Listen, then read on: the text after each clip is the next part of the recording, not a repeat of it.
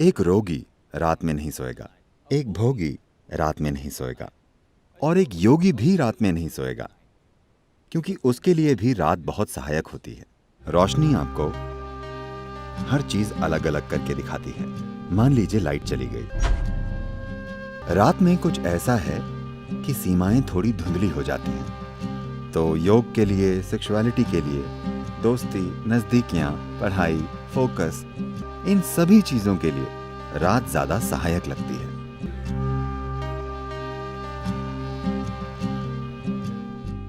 मेरा आपसे सवाल ये है कि ऐसा नहीं है कि मैंने अपने सोने और जागने का समय बदल लिया है और मैं दिन में सोती हूँ। बात बस ये है कि मैं न सिर्फ पढ़ाई बल्कि बाकी चीज़ें भी रात में ज़्यादा कुशलता से कर पाती हूँ। मैं रात में बहुत स्फूर्ति महसूस करती हूँ। इसकी वजह क्या है? धन्यवाद। शायद आप गलत देश में हो।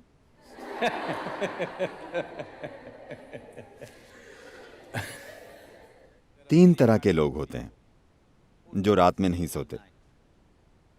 एक रोगी रात में नहीं सोता। रोगी का मतलब है बीमार इंसान, क्योंकि वो सो नहीं पाता। एक भोगी रात में नहीं सोता। एक सुख खोजने वाला रात में नहीं सोता, क्योंकि उसके कामों के लिए रात मददगार होती है। एक योगी भी रात में नहीं सोता, क्योंकि उसके लिए भी रात बहुत सहायक होती है। आप इनमें से क्या हैं, आप तय कर सकती हैं, मैं कुछ नहीं कहूंगा। रात में क्या खास होता है? देखिए, रोशनी। हमारे लिए रोशनी इसलिए कीमती है क्योंकि हमारी आंखें एक खास तरह से बनी हुई हैं। रोशनी आपको हर चीज अलग अलग करके दिखाती है। देखिए, अभी क्योंकि यहां रोशनी है, मैं इस इंसान को, इस इंसान को, इस इंसान को, इस इंसान को देख सकता हूं। मान लीजिए लाइट चली गई और अंधेरा हो गया, मैं बस लोगों के झुंड को देख पाऊंगा। मैं इस इंसान को, इस इंसान को, इस इंसान को नहीं देख पाऊंगा। तो रात में कुछ ऐसा है कि रात में सीमाएं थोड़ी धुंधली हो जाती हैं। तो योग के लिए, सेक्सुअलिटी के लिए, दोस्ती के लिए, नजदीकियां, पढ़ाई, फोकस, इन सभी चीजों के लिए रात ज्यादा सहायक लगती है, क्योंकि रात में आपके और दूसरे के बीच का अंतर कम हो जाता है।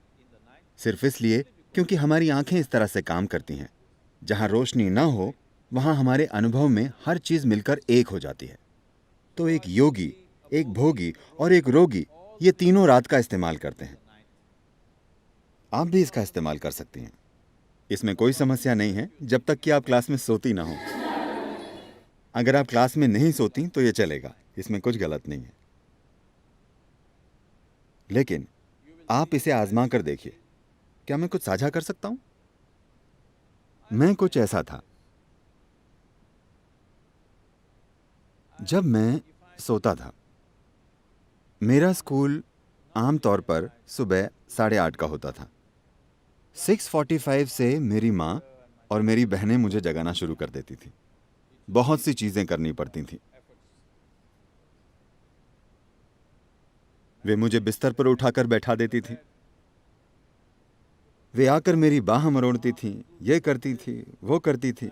मेरी माँ ये नरमी से करती थी, मेरी बहनें सख्ती से करती थी। फिर वे मुझे खींचती थी और मेरी माँ टूथब्रश में टूथपेस्ट लगाकर मुझे दे देती थी। मैं उसे मुंह में लगाकर सो जाता था। वे मेरे कपड़े लाकर देती थी और कहती थी, नहाने जाओ, टाइम हो गया है। मैं बाथरूम के अंदर जाता और सो जाता। अगर कोई मुझे ना उठाए तो मैं दिन में 1-2 बजे तक एक पत्थर की तरह सोता था। जागकर करवटें नहीं बदलता था, बस मुर्दे की तरह। लेकिन मैंने 12 साल की उम्र में योग करना शुरू किया। शायद 8 या 9 महीनों के बाद, उसके बाद चाहे जिस भी जगह पर होने पर, चाहे कहीं भी होने पर, चाहे जो टाइम जोन हो, रोज मैं अलग टाइम जोन में होता हूं, लेकिन मैं सुबह 3:35, 3:40 पर जाग जाता हूं, क्योंकि उस वक्त प्रकृति में कुछ बदलाव होते हैं। मेरा शरीर बस जाग जाता है।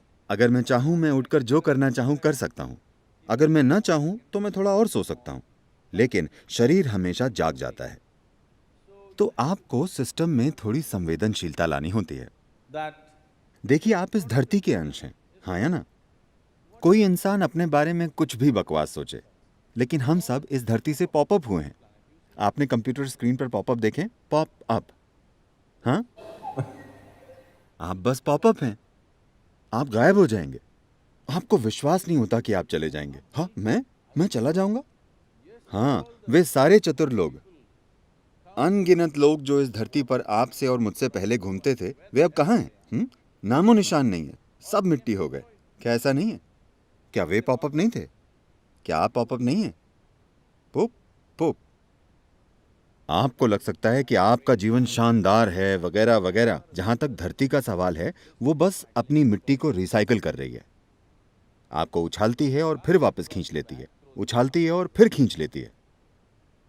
तो इस जरा से पॉपअप में अहम चीज और सबसे अहम चीज ये है कि आप अपने भीतर संवेदनशीलता लाएं। ऐसी संवेदनशीलता कि जीवन का हर आयाम आपके अनुभव में आ जाए। इससे पहले कि आप मर जाएं, क्या यह महत्वपूर्ण नहीं है कि आप इस जीवन को हर संभव स्तर पर अनुभव करें? है ना? हाँ, है ना? अनुभव का मतलब है, लोग सोचते हैं हमें हर दिन पार्टी करना है। नहीं नहीं, एक ही चीज आप कितनी बार करेंगे? इंसान के जीवन में खोजने के लिए बहुत कुछ है।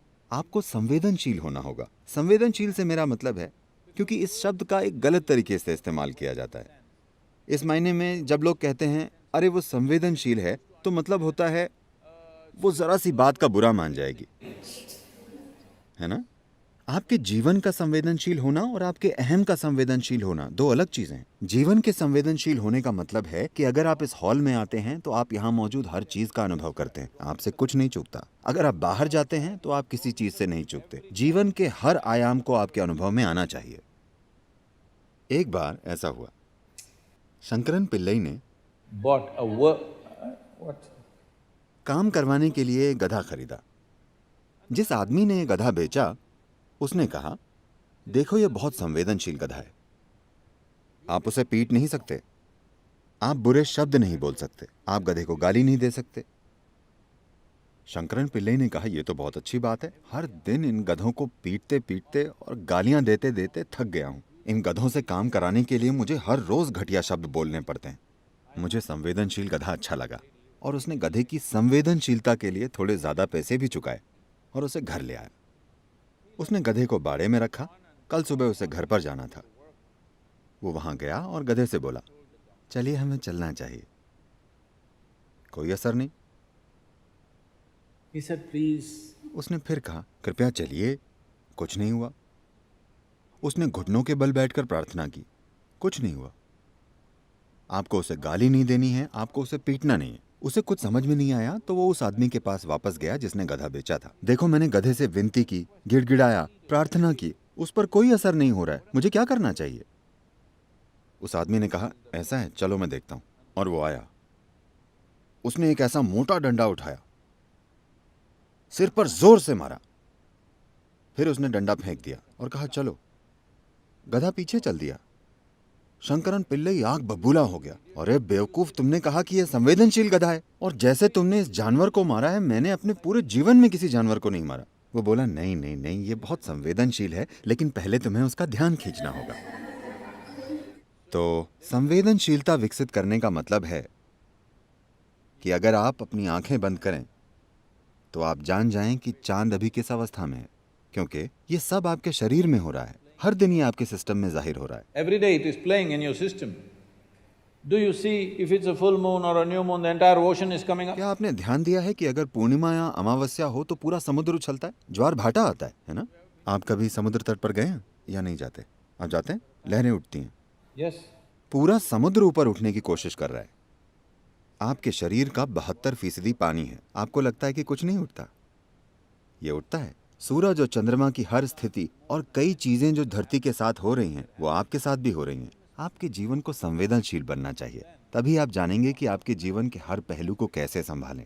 संवेदनशील अहम मत बनाइए, अपने सामाजिक पहलू को संवेदनशील मत बनाइए। अगर आपके भीतर का जीवन संवेदनशील बन जाए और इस जीवन के साथ जो हो रहा है, अगर वो एक चीज आप जानते हैं, तो आप देखेंगे कि आपका जीपीएस ऑन हो गया है। तब कोई समस्या नहीं होगी, आप कभी खोएंगे नहीं। इससे कोई फर्क नहीं पड़ता कि कौन क्या कहता है, आप कैसे हालात में पहुंच गए हैं, आप कभी भटकेंगे नहीं, क्योंकि आपका जीवन संवेदनशील है। इस जीवन की बस यही जरूरत है कि इसे एक जीवन के रूप में संवेदनशील बनना है। अभी हमने एक ऐसा मनोवैज्ञानिक ढांचा विकसित कर लिया है जिसका जीवन से कोई लेना देना नहीं है। इसका थोड़ा सरोकार सामाजिक पहलू से है, पर जीवन से कोई लेना देना नहीं है।